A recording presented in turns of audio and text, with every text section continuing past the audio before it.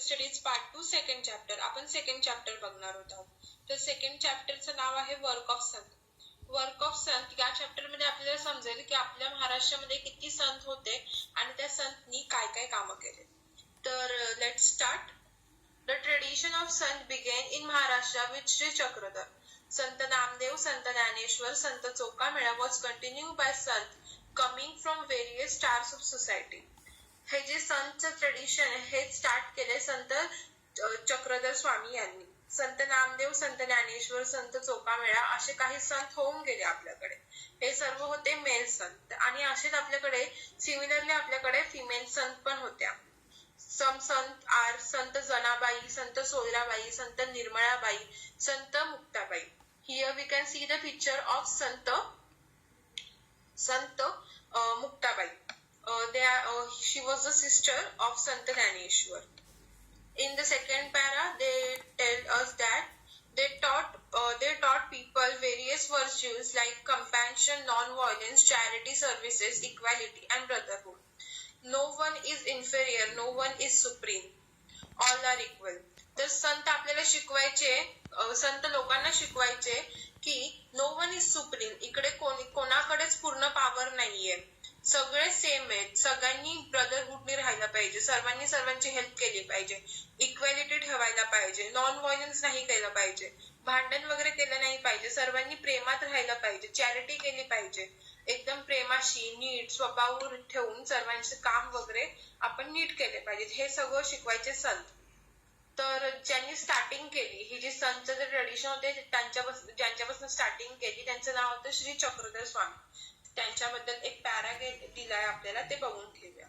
Sri Chakradhar Swami was originally a prince from Gujarat. He became an ascetic and come over to Maharashtra. He moved all over the Maharashtra preaching equality. He did not believe in any discrimination based on gender or caste. So survivor man and women became his follower. The sect he established is known as Mahanubhav sect. Memorable incident from his life have been complete in the book titled Leela Charitra. तर श्री चक्रधर स्वामी हे prince होते. He was an originally prince from Gujarat. गुजरातचे prince होते. तर त्यांनी हे जे राजघराणा वगैरे होतं त्या सगळ्या गोष्टीचा त्याग केला आणि महाराष्ट्रामध्ये आले, साधू बनून गेले. ते पूर्ण महाराष्ट्रामध्ये फिरले आणि महाराष्ट्रामध्ये मेसेज त्यांनी स्प्रेड केला इक्वॅलिटीचा. ते कोणत्याच प्रकारचा जातीभेद आणि कोणत्याच प्रकारचा जेंडर भेद करत नव्हते. He was not doing any discrimination on the basis of gender and caste. म्हणून खूप सारे मेन म्हणजे men as well as female म्हणजे खूप सारे पुरुष ऍज वेल ऍज स्त्रिया त्यांच्या फॉलोवर्स झाल्या. Main as well as women's follower झाले आणि त्यांनी जो सेक्ट इस्टॅब्लिश केलेला. बघा मी इकडे तुम्हाला काही हार्डवर्ड्स दिले, तर तुम्ही हार्डवर्ड्सला झूम करून स्क्रीनशॉट घ्या आणि तुमच्या बुकमध्ये मार्क करून ठेवा, म्हणजे तुम्हाला सगळं इझी जाईल. ओके. तर सेक्ट वगैरे सगळ्यांचं मी इथे मिनिंग दिले. Sect sub division of large religious group. Okay. So आणि the memorable incident from his life ती बुक त्यांनी लिहिली आणि त्या बुकचं नाव आहे लीला चरित्र. सो इथे सेकंड संत बद्दल आपल्या दिल्या आहे, त्यांचं नाव आहे संत Namdev. Sant Namdev was a great devote of Vittal. He lived in village Narasi. He composed numerous songs in the praise of God performed. संत नामदेव हे बघा, हे आहे संत नामदेव आणि हे आहेत Vitthal. He was a great follower of Vitthal. ते विठ्ठल देवांना खूप मानायचे आणि त्यांनी विठ्ठलांसाठी खूप साऱ्या पोयम्स, छोट्या छोट्या पोयम्स असतात, खूप सारे सॉंग्स लिहिलेत असं सांगितलंय. त्यांनी कीर्तन्स लिहिले. Everywhere the brought a general awareness among the people. He moved all over Maharashtra to spread the Bhagavad drama and taught the people deep devotion to God.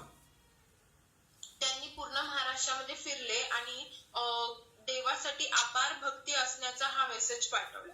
तसेच ते फक्त पूर्ण महाराष्ट्रामध्ये नाही तर पूर्ण इंडियामध्ये फिरले आणि इंडियामध्ये फिरतात ते पंजाबला जेव्हा त्यांनी ट्रॅव्हल केलं तेव्हा त्यांनी इक्वॅलिटीचा मेसेज स्प्रेड केला आणि त्यांचे जे छोटे छोटे सॉंग्स होते, छोट्या छोट्या पोएट्रीज होत्या, ते गुरु ग्रंथ साहेब याच्यामध्ये लिहिलं. जसं आपली होली बुक आहे गीता, भगवद्गीता, तसेच शीख लोकांची होली बुक आहे गुरु ग्रंथ साहेब. तुम्ही हे सगळं अंडरलाईन करून ठेवा, तुम्हाला एक्झाम मध्ये विचारू शकतात. तसंच त्यांचे हे जे छोट्या पोएट्री होत्या ते गुरु ग्रंथ साहेब मध्ये लिहिलेले आहेत. ओके. नेक्स्ट आहे संत ज्ञानेश्वर. संत ज्ञानेश्वर त्यांची एक मोठी स्टोरी आहे, छोटी स्टोरी आहे, ती आपल्याला याच्यामध्ये दिलेली आहे. Let start with it. Sant Dnyaneshwar family belonged to the Abegaon. Nivrutinath and Sopandev were his brother. Muktabai was his sister. मी तुम्हाला मुक्ताबाईचं पिक्चर दाखवलं ना, तेव्हाच तुम्हाला सांगितलं ना की संत ज्ञानेश्वरांची बहीण आहे मुक्ताबाई. इथे पण त्यांनी तेच दिलंय. Muktabai was his sister. Muktabai त्यांच्या बहीण होत्या आणि निवृत्तीनाथ आणि सोपानदेव त्यांचे भाऊ होते.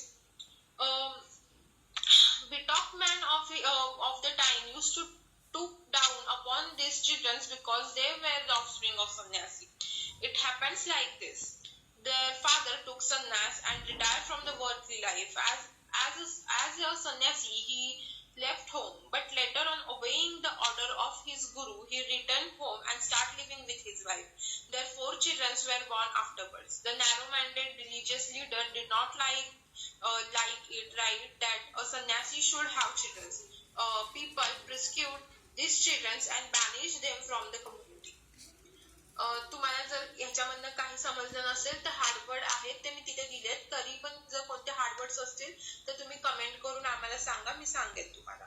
तर the story begins from here की ज्ञानेश्वरांचे जे वडील होते ते संन्यासी होते. त्यांनी आधी संन्यास घेतलेला, त्यांनी त्यांच्या लाईफ पासून त्याग केलेला.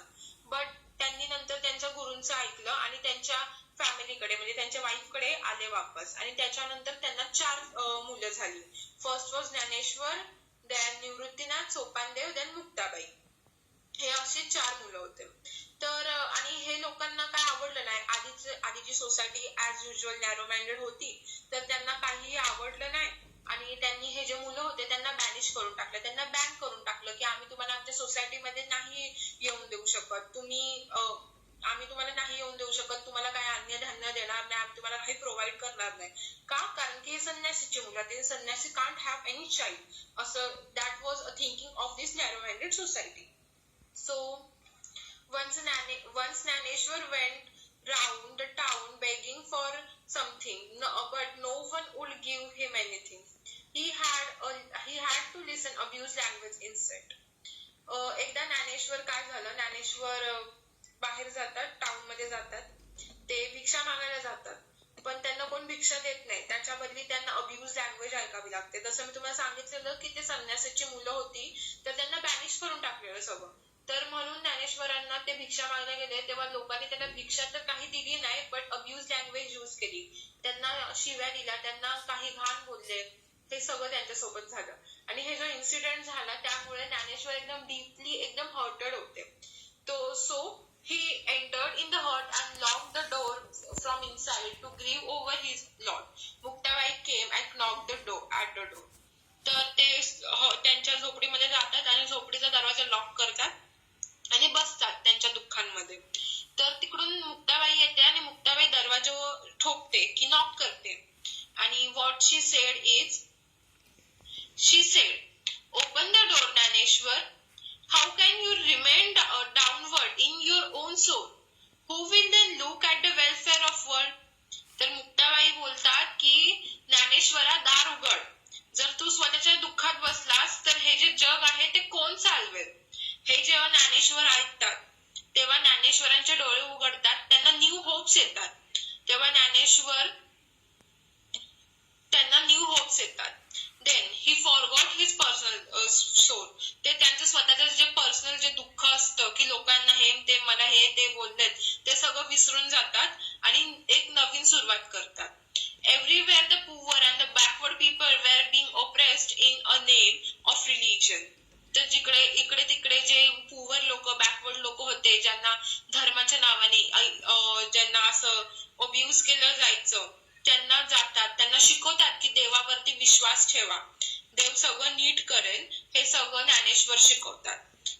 ते सर्वांना इक्वल ट्रीटमेंट देतात. आणि ते जे शब्द होते ज्ञानेश्वरांचे ते लास्ट 700 इयर्स पासन महाराष्ट्राच्या कॉर्नरला ऐकले जातात. आता पण ते ज्ञानेश्वरांचे जे शब्द आहेत ते आपण नेहमीच ऐकतो. In those days, all the religion teaching was confessed in Sanskrit book. The language of the ordinary people is every day was used Marathi. Jnaneshwar wrote his outstanding book Jnaneshwari in Marathi. त्या काळात जे शिकवायचे म्हणजे जे टीच करायचे ते संस्कृत मध्ये टीच व्हायचं. जे पण टीच करायचे ते संस्कृत लँग्वेज मध्ये व्हायचे. पण जी लोक होती ती ऑर्डिनरी जी त्यांची लँग्वेज होती म्हणजे नॉर्मल जे कन्व्हर्सेशन करायचे ते मराठीमध्ये करायचे. म्हणून ज्ञानेश्वरांनी त्यांची बुक ज्ञानेश्वरी ती मराठीमध्ये लिहिली. As you can see the picture of Dnyaneshwari, ते तुम्ही बघू शकता ज्ञानेश्वरींचं picture. He does open wide for his people the door of knowledge where he preached the idea of brotherhood among all the men. त्यांनी हे जे त्यांनी डोर ओपन केले, ब्रदरहुड त्यांनी शिकवलं, ब्रदरहुड केलं पाहिजे. त्यांनी ज्ञानाचे दरवाजे उघडले. त्यांनी शिकवलं की नॉलेज असणं खूप इम्पॉर्टंट आहे. हे सगळं ज्ञानेश्वरांनी शिकवलं. At a very early age, at Anandi near Pune, Jnaneshwar took samadhi. ते खूप लहान होते, ते खूप जास्त लहान होते तेव्हा त्यांनी समाधी घेतली. त्यांनी समाधी कुठे घेतली? त्यांनी समाधी आळंदी नियर पुणे, आळंदी पुण्याजवळ त्यांनी समाधी घेतली. Even today, on the 11th day of Ashadi and Kartiki Ekadashi, Ashadi and Kartiki, they both are months. Ashadi आणि कार्तिकी मंथ्स आहेत आणि आषाढी मंथ मधला जो 11th डे असतो तेव्हा एकादशी असते आणि कार्तिकी मंथचा जो 11th डे असतो तेव्हा पण एकादशी असते. तेव्हा lakh of pilgrims go to the Alandi Pandhari with devotion.